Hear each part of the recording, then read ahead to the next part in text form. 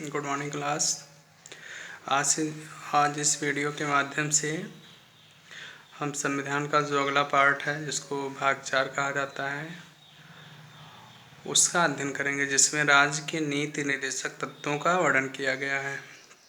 जैसा कि अभी आपने मौलिक अधिकारों के बारे में जो भी कॉन्सेप्ट है उसको आपने समझ लिया है, तो आगे जो संविधान का अगला पार्ट है उसके बारे में यहाँ पे हम चर्चा करेंगे। इसमें क्या है कि भारतीय संविधान में जो राज्य के नीति निर्देशक तत्व हैं, इनका प्रावधान एक समिति बनी थी डॉक्टर तेज बहादुर सरपू की अध्यक्षता में, और इसी समिति की अनुशंसा पे भारतीय संविधान में राज्य के नीति निर्देशक तत्वों को शामिल किया गया। अब यहाँ पे इम्पोर्टेंट ये है कि राज्य के नीति निर्देशक तत्व क्या होते हैं, पहले इसकी चर्चा कर लें। राज्य के नीति निर्देशक तत्व से तात्पर्य है कि यह सरकार के जो नीतियाँ होती हैं, कार्यक्रम होती हैं, योजनाएं होती हैं, उसको लागू करने के संबंध में कुछ दिशा निर्देश हैं, यानी कुछ उनके गाइडलाइंस हैं जिसको वह अपनी योजनाओं को लागू करते समय ध्यान में रखेंगी और इन जो निर्देश हैं इनका पालन सुनिश्चित करने की कोशिश करेंगी। भारतीय संविधान में जो यह नीति निर्देशक तत्वों का प्रावधान किया गया, यह आयरलैंड के संविधान से किया गया, यानी आयरलैंड के संविधान में यह व्यवस्था पहले थी, वहीं से इसको हमारे देश के संविधान में उद्धृत किया गया है। तो यहाँ पे आपके दो तरह से क्वेश्चन बनेंगे। एक क्वेश्चन आपका कि किस समुद्र की अनुशंसा पे भारतीय संविधान में राज्य के नीति निर्देशक तत्वों को शामिल किया गया, तो किस समिति की अनुशंसा पे? सर तेज बहादुर सरपू की अध्यक्षता में गठित समिति थी, उसकी अनुशंसा पे शामिल किया गया। दूसरा क्वेश्चन आपका बनेगा कि भारतीय संविधान में राज्य के नीति निर्देशक तत्वों को किस देश के संविधान से लिया गया है, तो किस देश के संविधान से लिया गया?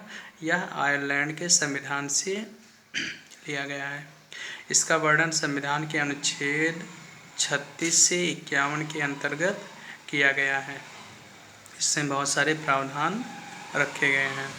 अब ये जो राज्य के नीति निर्देशक तत्व हैं, ये क्या करते हैं कि ये देश में एक आर्थिक लोकतंत्र की, सामाजिक समानता की, राजनीतिक समानता की स्थापना करने का प्रयास करते हैं, और इनका भारतीय संविधान में व्यापक महत्व है।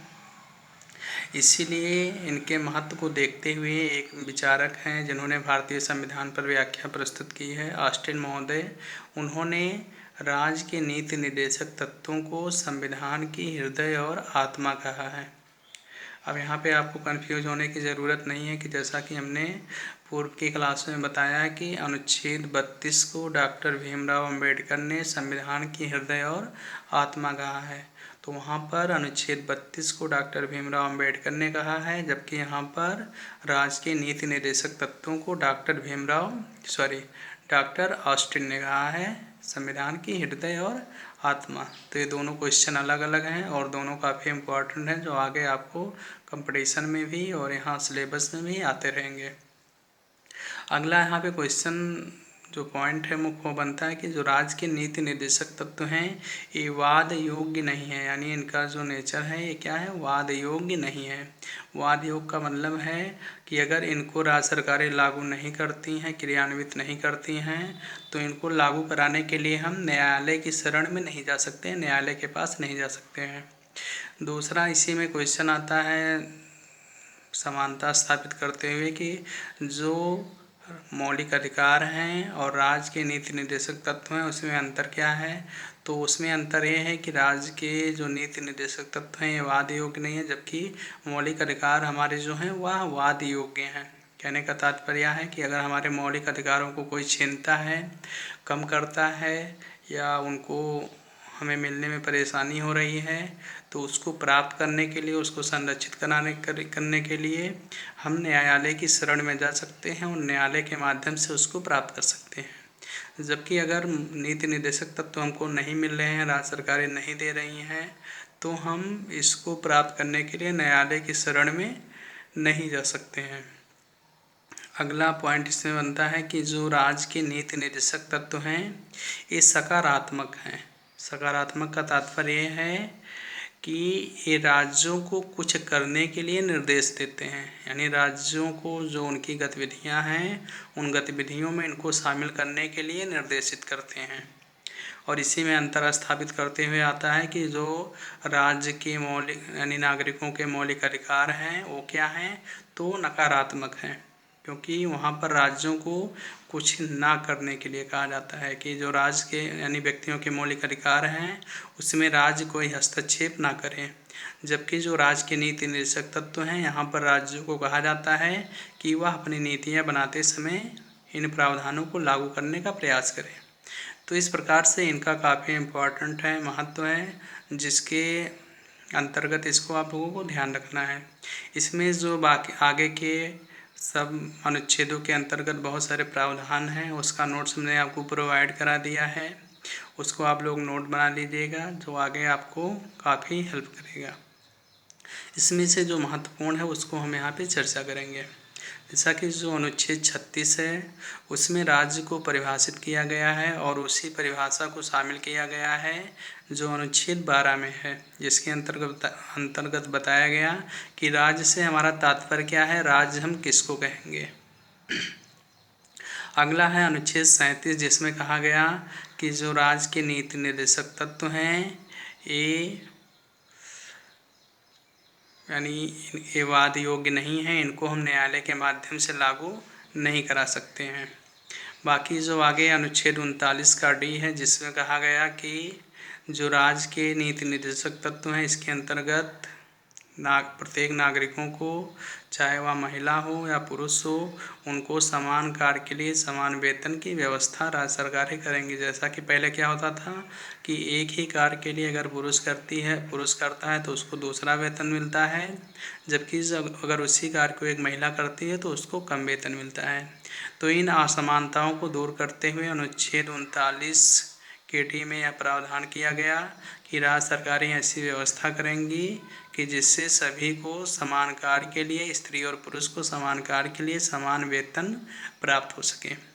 अगला महत्वपूर्ण पॉइंट है अनुच्छेद जो 40 है, उसमें प्रावधान किया गया कि राज्य सरकारें पंचायती राज व्यवस्था को स्थापित करने का प्रयास करेंगी और इस कॉन्सेप्ट को यहाँ पर महात्मा गांधी की प्रेरणा से शामिल किया गया। जैसा कि आपको पता है कि महात्मा गांधी ग्राम स्वराज के बहुत बड़े समर्थक थे। उनका मानना था कि जब तक ग्रामीण लोगों को स्वशासन का अधिकार नहीं होगा तब तक वास्तविक लोकतंत्र भारत में स्थापित नहीं हो सकता है। तो इसके लिए उन्होंने जो प्रयास किया था, जो समर्थन किया था, उसी से प्रेरित होकर के डॉक्टर भीमराव अंबेडकर जी ने अनुच्छेद 40 के अंतर्गत ग्राम पंचायतों को स्थापित करने के लिए राज्यों को निर्देशित किया था। अगला है अनुच्छेद 44, जिसमें कहा गया भारत में एक समान नागरिक संहिता, सिविल संहिता स्थापित करने का प्रयास किया जाएगा। यानी अभी क्या है कि मुस्लिमों के लिए अलग नियम कानून है, हिंदुओं के लिए अलग है, जैन के लिए अलग है, बौद्धों के लिए अलग है।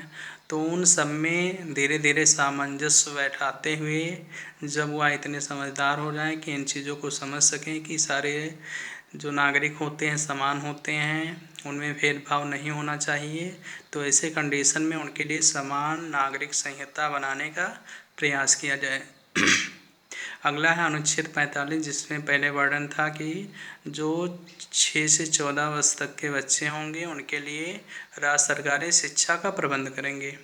लेकिन बाद में इसमें 86वां संविधान संशोधन 2002 में किया गया और उसके आधार पर यहाँ पर परिवर्तन करते हुए अब प्रावधान कर दिया गया कि जो 0 से 6 वर्ष तक के बच्चे होंगे उनके लिए राज्य सरकारें शिक्षा का प्रबंध करेंगी। अब इसी के अंतर्गत जो आंगनवाड़ी केंद्र हैं और सारे छोटे बच्चों के लिए कॉलेजेज हैं वह सब इसी के अंतर्गत आते हैं। अगला अनुच्छेद 46 है, जिसमें कहा गया कि जो राज्य सरकारें होंगी वह SC ST व जो पिछड़े हुए समूह हैं उनके जो शिक्षा है, उनके जो आर्थिक स्तर है उसको ऊपर उठाने का प्रयास करेंगे, क्योंकि इनको जब तक संरक्षण नहीं दिया जाएगा तब तक इनका सामाजिक, आर्थिक, राजनीतिक विकास नहीं हो सकता है। इसी में एक काफ़ी इम्पोर्टेंट है जो बाद में संशोधन करके 42वें संविधान संशोधन 1976 के द्वारा शामिल किया गया, अनुच्छेद 48 का ए, जिसमें कहा गया कि जो राज्य सरकारें होंगी वह अपने राज्यों में पर्यावरण संरक्षण और वन्य जीवों की रक्षा के लिए व्यापक प्रयास करेंगे, प्रावधान करेंगे, जिससे उनका संरक्षण हो सके और वो लोग निर्बाध रूप से वहाँ की जो जैविक संपदा है उसमें वृद्धि कर सकें। अगला अनुच्छेद 49 है, जिसमें कहा गया कि राज्य सरकारें जो ऐतिहासिक धरोहर होगी, कलात्मक महत्व की इमारतें होंगी, उनको संरक्षित करने की प्रयास करेंगे, उनको संरक्षण देंगे। अगला अनुच्छेद 50 है, जिसमें कहा गया कि जो राज्य सरकारें हैं ऐसी व्यवस्था करेंगी कि कार्यपालिका से व्यवस्थापिका का पृथक्करण हो सके, क्योंकि अगर कार्यपालिका और व्यवस्थापिका एक दूसरे से संयुक्त रहती हैं तो वहाँ पर शासन निरंकुश हो सकता है। तो इनको अलग करने का ये लोग व्यवस्था करेंगे, ऐसा कोई भी कोशिश नहीं करेंगे जिससे दोनों काफ़ी नज़दीक आ सकें। अगला लास्ट है अनुच्छेद 51, जिसमें कहा गया कि राज्य सरकारें ऐसा प्रयास करेंगी जिससे कि अंतर्राष्ट्रीय शांति और सद्भावना में वृद्धि हो और जिससे लोक कल्याण की भावना को बढ़ाया जा सके, क्योंकि जो अंतर्राष्ट्रीय स्तर पर युद्ध होते हैं या और सारी चीज़ें होती हैं उससे हर देश का नुकसान होता है। तो इसको रोकने के लिए यहाँ पर राज्य सरकारों को अपने तरफ से कोई भी ऐसी कार्यवाही नहीं करनी चाहिए जिससे अंतर्राष्ट्रीय शांति और सद्भावना को खतरा उत्पन्न होता हो। जो भारत के द्वारा चाइना के साथ पंचशील समझौता किया गया वह इसी के आलोक में किया गया, इसी को दृष्टिगत रखते हुए किया गया। तो इस प्रकार इन विभिन्न अनुच्छेदों के माध्यम से राज्य को निर्देश दिया गया कि वह जब उनके पास संसाधन मौजूद हो जाएं तो इन सारे प्रावधानों को अपने कार्यसूचियों में, अपने जो योजनाएं हैं उसके द्वारा इसको संचालित करने का प्रयास करें। तो यहाँ से बहुत सारे क्वेश्चन आगामी परीक्षाओं में कंपटीशन में बनते रहते हैं, उसको आप लोग दृष्टिगत रखते हुए इन सारे पॉइंटों को याद रखेंगे और आगे वीडियो में जो इम्पोर्टेंट पॉइंट हैं उसको कवर करने का प्रयास किया जाएगा। धन्यवाद।